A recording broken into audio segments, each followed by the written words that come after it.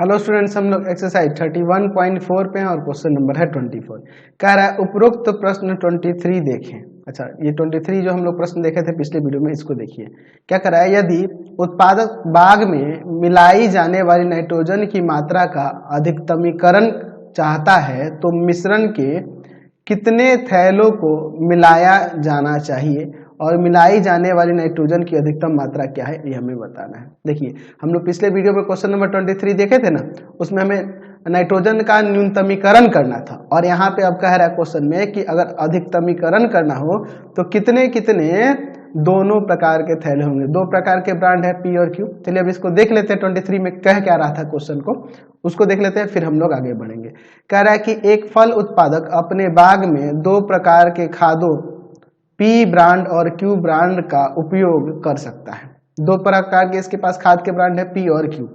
मिश्रण के प्रत्येक थैले में, यानी कि ब्रांड पी और ब्रांड क्यू की बात हो रही है, इनके प्रत्येक थैले में क्या है, नाइट्रोजन, फास्फोरिक अम्ल, पोटास और क्लोरीन की मात्रा केजी में सारणी में दिया गया है। यहाँ दिया हुआ है कि एक थैले में पी ब्रांड वाले में और क्यू ब्रांड वाले कितना नाइट्रोजन, फास्फोरिक अम्ल, पोटास और क्लोरीन है, ये यहाँ पर दिया हुआ है। ठीक है, कह रहा है कि परीक्षण संकेत देते हैं, या जब एक एक्सपेरिमेंट करता है तो इससे संकेत क्या मिलता है कि बाग को कम से कम 240 केजी फास्फोरिक अम्ल, कम से कम 270 केजी पोटास और क्लोरीन की अधिक से अधिक 310 केजी की आवश्यकता है।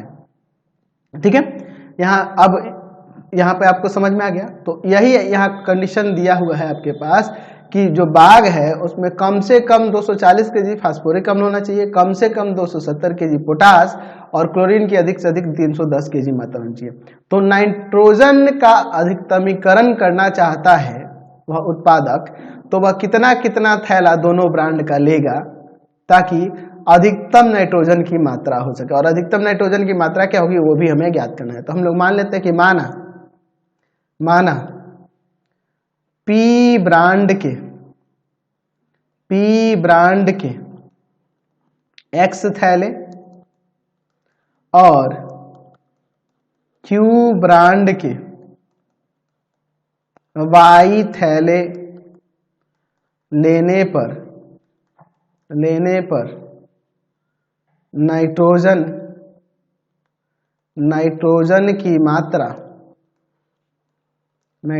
की मात्रा अधिकतम होगी। ठीक है, ऐसा हम लोग मान लेते हैं। चलिए अब हम लोग यहाँ पर एक इससे रिलेटेड एक चार्ट बना लेते हैं अपने क्वेश्चन के हिसाब से। ठीक है, चलिए यहाँ पर हम लोग एक चार्ट बना लेते हैं। देखिए, इसमें दो प्रकार के ब्रांड हैं। ठीक है, पी और क्यू, और उनमें पोषक तत्वों की यहाँ पे मात्रा दी हुई है कितनी, तो चार प्रकार के पोषक तत्व है ना, तो इसमें हम लोग 5 कॉलम बना लेते हैं सबको दर्शाने के लिए। चलिए ठीक है, अब इसके बाद देखिए कौन कौन से पोषक तत्व है। तो हमें नाइट्रोजन के ही अधिकतमीकरण करने के लिए कह रहा है ना, तो नाइट्रोजन को छोड़कर बाकी तीनों पोषक तत्व को यहाँ लिखते हैं। फास्फोरिक अम्ल है ना, क्या है ये, केजी में है प्रति थैला। ठीक है, यहाँ पर फिर उसके बाद पोटास ये भी दिया हुआ है केजी में प्रति थैला। अच्छा, और फिर है क्लोरीन ये भी है केजी में प्रति थैला। ठीक है, और यहाँ नाइट्रोजन ये भी दिया है केजी में प्रति थैला।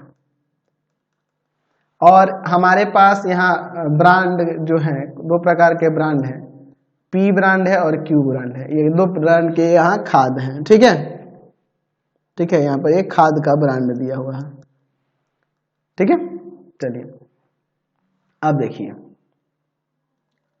पी प्रकार के ब्रांड में फास्फोरिक अम्ल है आपका 1 केजी प्रति थैला, और पोटास है आपका 3 केजी और क्लोरीन है 1.5 केजी। क्यू प्रकार वाले में 2 केजी फास्फोरिक अम्ल, 1.5 केजी पोटास और 2 केजी क्लोरीन है। ठीक है, अच्छा, नाइट्रोजन की मात्रा दी हुई है पी वाले में 3 केजी प्रति थैला और 3.5 केजी क्यू वाले में है प्रति थैला। आवश्यकता कितने कितने की है, आवश्यकता कितने कितने की है, तो कह रहा है कि कम से कम फास्फोरिक अम्ल 240 केजी होना चाहिए और पोटास कम से कम 270 केजी होना चाहिए, आपके क्वेश्चन में कह रहा है ना जी। और क्लोरीन की अधिक से अधिक कितना, 310 केजी। ये अधिक से अधिक और ये कम से कम दिया हुआ है। अच्छा, नाइट्रोजन के मैक्सिमम वैल्यू के लिए बात करना है, मैक्सिमम ऑफ जेड कर लेते हैं। तो देखिए एक्स थैला है पी प्रकार का ब्रांड का और एक थैले में 3 केजी नाइट्रोजन है, तो 3x हो जाएगा।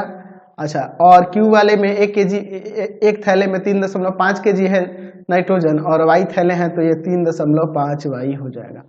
फिर उसके बाद हम लोग यहाँ पर ले लेंगे, अब देखिए रैखिक असमीकरण तैयार करते हैं। यहाँ अगर हम लोग बात करें फास्फोरिक अम्ल से एक रैखिक असमीकरण के लिए, तो 1 केजी है एक थैले में पी प्रकार वाले, x थैला है तो x केजी हो जाएगा फास्फोरिक अम्ल, और Q वाले में 2 केजी है प्रत्येक थैले में और Y थैले हैं तो यहाँ पे 2Y हो जाएगा। और कम से कम 240 केजी होना चाहिए, यानी 240 या 240 से अधिक भी हो सकता है। दूसरा हम लोग 3x प्लस का 1.5y is greater than equal to 270, इसमें से हम लोग कॉमन कर लेते हैं 1.5, तो यहाँ पे 2x प्लस का y is greater than equal to 270, ठीक है। इसमें इससे भाग कर देंगे तो 2x प्लस का y is greater than equal to 180 हो जाएगा, ठीक है। चलिए अब इसके बाद देखते हैं, एक इससे तैयार हो जाएगा 1.5x प्लस का 2y is less than equal to 310। अधिकतम ये यहाँ मात्रा का रखे, अधिक से अधिक 310 केजी होना चाहिए आपका, क्या था जी, क्लोरीन। चलिए अब इसके बाद देखिए थैलों की संख्या 0 और 0 से ग्रेटर होगी, माइनस में तो नहीं ना होगा जी।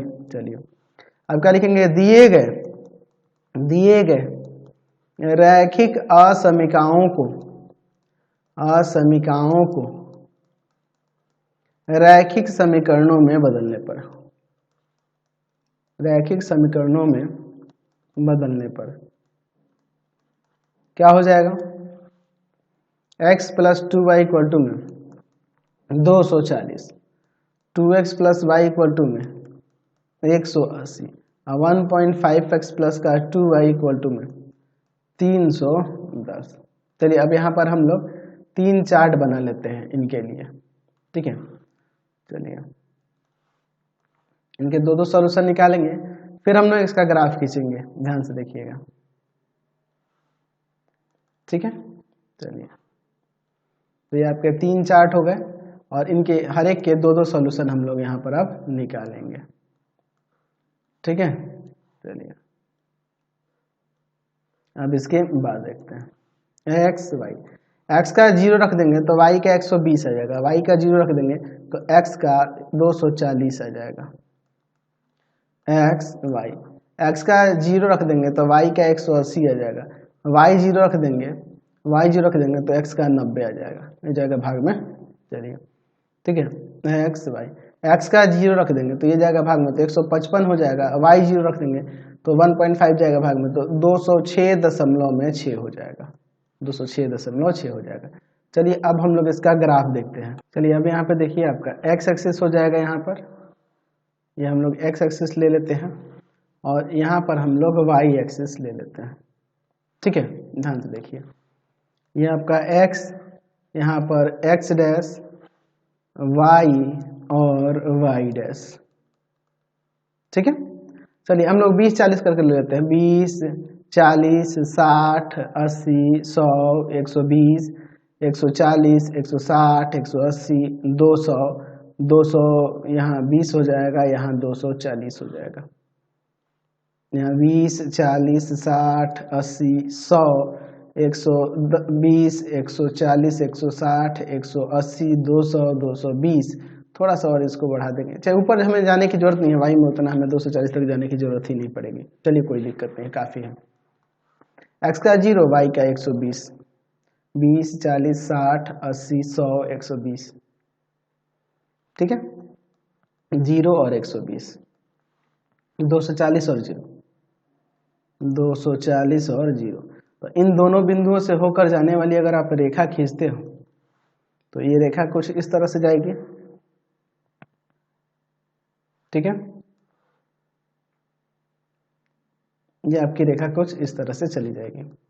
और इसका समीकरण क्या है इस रेखा का, तो इस रेखा का हमारे पास समीकरण दिया x + 2y = 240। ठीक है, x + 2y = 240। चलिए दूसरा देखिए 0 और 180, तो यहाँ 120 के बाद 140, 160 और 180, 0, 180, फिर उसके बाद 90, 0, तो 20, 40, 60, 80, 100 इन दोनों के बीच में ना होगा 90, 0। तो इन दोनों बिंदुओं से होकर जाने वाली अगर आप रेखा खींचेंगे तो यह रेखा कुछ इस तरह से चली जाएगी, ये ना हो जाएगी जी। चलिए इसका दूसरा कलर हम लोग ले लेते हैं। ठीक है, इसका समीकरण यहाँ पर लिख देते हैं। इसका समीकरण क्या था जी, तो इसका समीकरण हमारे पास है 2x + y = 180, 2x + y = 180। तीसरे वाले के लिए चलते हैं, 0 और 155, 0 और 155 कहाँ हो जाएगा, देखो ये 120 है, 140 है, 160 है, तो 160 ये रहा, ये 140 है, तो दोनों के बीच में ये 150 और इसके बीच में 155 यहाँ हो जाएगा। ठीक है, ये हो जाएगा आपका 0, 155, फिर उसके बाद 160 हो जाएगा यहाँ पे, फिर 180। चलिए फिर है 206.6, तो देखो ये आपका 200 हो जाएगा, ये 220 है, तो दोनों के बीच में यहाँ 210 हो जाएगा, 210 से थोड़ा सा और इधर करेंगे तो ये आपका हो जाएगा 206.6, चलिए अब इन दोनों से होकर जाने वाली अगर आप रेखा खींचेंगे तो इन दोनों बिंदुओं से होकर जाने वाली रेखा कुछ इस तरह से आ जाएगी, ये ना हो जाएगा। चलिए ये आपकी रेखा हो जाएगी, और इसका समीकरण क्या दिया है, तो इसका समीकरण यहाँ पर है 1.5x + 2y = 310, 1.5x + 2y = 310। अच्छा, हल क्षेत्र का आप पता करते हैं। चलिए तो हम लोग असमीकाओं को चेक करेंगे, 0, 0 पर असमीकाओं को, असमीकाएं देखते हैं क्या होता है 0, 0 पर। तो तीनों में रखना होगा ना जी, ये रहे तीनों, ये और ये रैखिक असमीकाओं में चेक करते हैं। तो 0 + 2 × 0 = 240, यानी कि 0 ग्रेटर है या इक्वल है 240 से, नहीं है, असत्य है, ये असत्य है। दूसरा वाला देखते हैं, 2 × 0 + 0 = 180, ये भी क्या 0 ग्रेटर है या इक्वल है 180 के, नहीं है, असत्य है, ये भी आपका असत्य है। तीसरा वाले में देखो 1.5 × 0 + 2 × 0 = 310, इसमें लेस देन था, तो 0 लेस देन है ना जी 310 से, बिल्कुल ठीक है, ये सत्य है। तो देखिए ये वो सत्य हो रहा है, यानी कि ये वाला सत्य हो रहा है, ये यही वाला ना 1.5x + 2, हाँ ये सत्य है और ये दोनों असत्य है। तो इसके बाद इन दोनों के बाहर और इसके अंदर, यानी कि हल क्षेत्र आपका यह वाला क्षेत्र हो जाएगा, ये वाला हल क्षेत्र हो जाएगा। तो कोणीय बिंदु ये हो जाएगा, ये हो जाएगा और ये हो जाएगा। तो ये ए, इसका निर्देशांक क्या हो जाएगा, देखो ना x के सामने कितना पे है 40 और y के सामने देखो 20, 40, 60, 80, 100। ठीक है, तो 40 और 100, ठीक है, समझ गए ना। अच्छा ये b ले लेते हैं, इसका निर्देशांक क्या हो जाएगा, तो यहाँ पर देखिए x का ये रहा, देखो यहाँ पर कितना हो जाएगा, ये कितना है 20, 40, 60, 80, 100, 120, 140, x का 140 और y का कितना होगा 20, 40 और इन दोनों 40 और ये 60 इन दोनों के बीच में है, तो ये आपका 50 हो जाएगा। ठीक है, चलिए अब इसके बाद देखते हैं हम लोग, ऐसे आप अगर x का 140 देख रहे हैं, 140 यहाँ रखोगे, इधर जाके घटेगा 100, 2 जाएगा भाग में 50 आ नहीं जाएगा, ये c हो जाएगा। इसका निर्देशांक देखिए, तो x का यहाँ पर है 20 और y का यहाँ पे कितना हो जा रहा है, ये 140 हो जा रहा है क्या, देख लो 20, 40, 60, 80, 100, 120 और ये 140, तो यहाँ पर हो जाएगा 20, में 140। ठीक है, तो यहाँ लिख सकते हैं कि हल क्षेत्र एक त्रिभुज है, एक त्रिभुज है जिसके कोणीय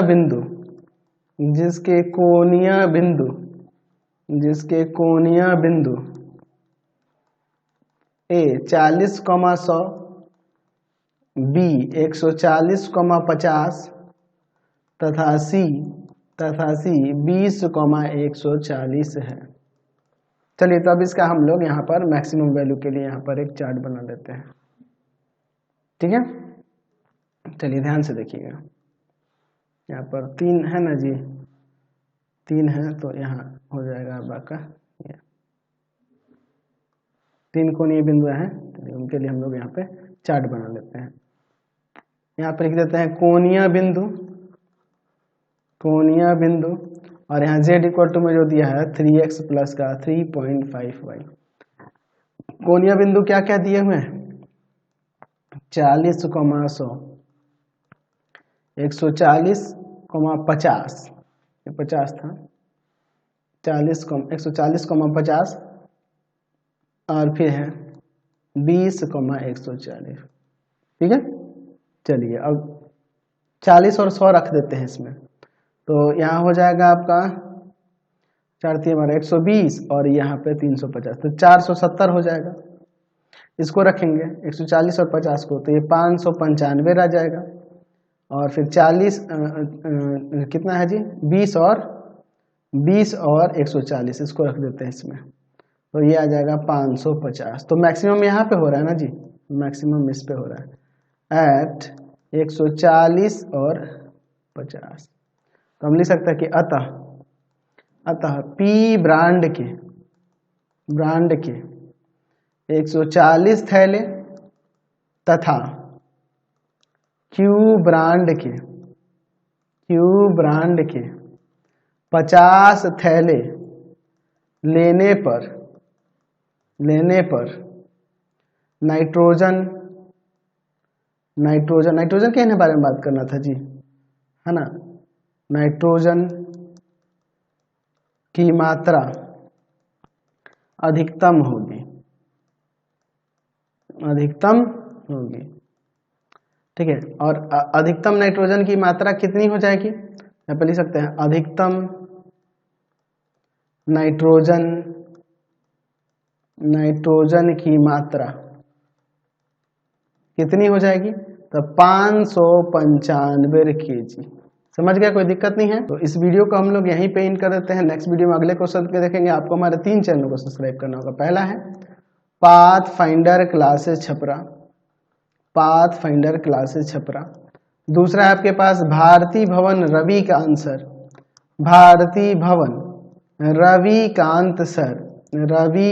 सर, और तीसरा चैनल है रविकांत सर के नाम से।